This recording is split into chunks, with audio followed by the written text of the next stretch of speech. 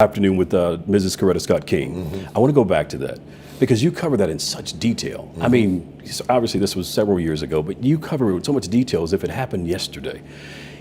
You talk about the fact that you asked her a question and her response to that question took your breath away. Yeah. Share with us the question and what transpired afterwards. I wondered why she never married again. You know, she was a fairly young woman when Martin died, and I thought it was amazing that she never married, and as far as we know, as far as I know, never really dated again. She said that it was her destiny to play that role, to be his wife.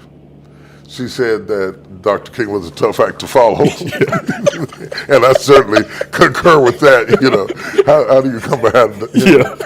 And that she accepted that as her assignment in life. She knew clearly what she was here to do and to be in a way that I think few people do. Can you imagine the seduction of being Mrs. King and to have that King name, to take it and exploit it in some way or use it in some way?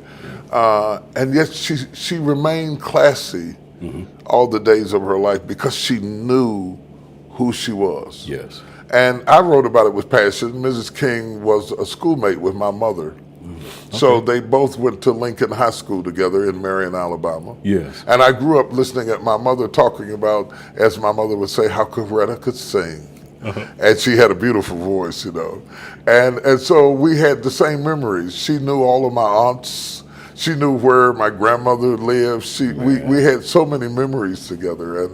And as a child of an Alabama woman, to sit with a woman who was born in Alabama and share some of those memories and collect some of those memoirs, I wrote about them to share them with people who deeply need to appreciate that all of us have something to do that may be hard and painful.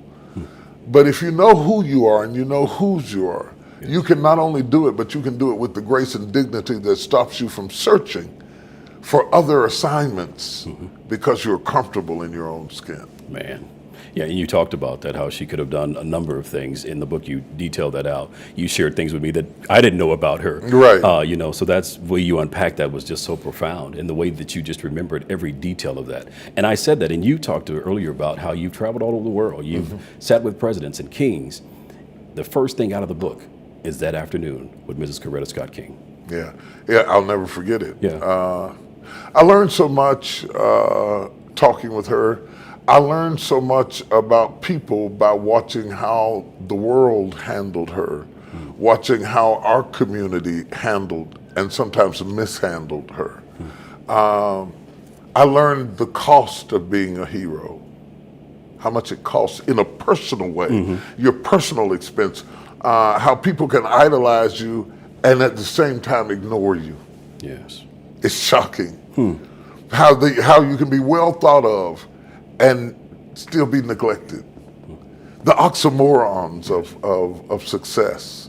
It was something I'll never forget. You know, it was a schoolmaster moment. It was a tutorial.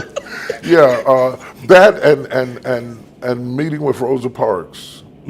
I can still feel Rosa Parks' hands on my head. As she patted my head. She was in a wheelchair out in front of a little place she was staying in, an apartment in Detroit. I can still feel the touch of her fingers on my head and the words that she spoke in my ear, and how blessed I was to fondle history, to be touched by somebody who stood for something. Yeah. It was Man. Yeah. You give us those type of moments in great detail in here.